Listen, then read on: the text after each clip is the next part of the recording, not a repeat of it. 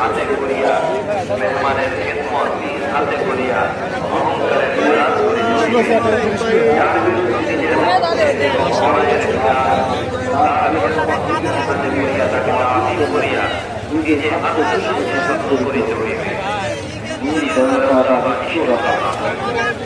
কঠিন দুই যাহা সে আল্লাহর রহমত হইতে দেবে। ইয়াতীম, বিধবা, নিঃসহায়দের প্রতি ও গরিব তালেব ইলমদের প্রতি দয়া দেখাইয়া এই রোগের ঔষধ করিতে হইবে।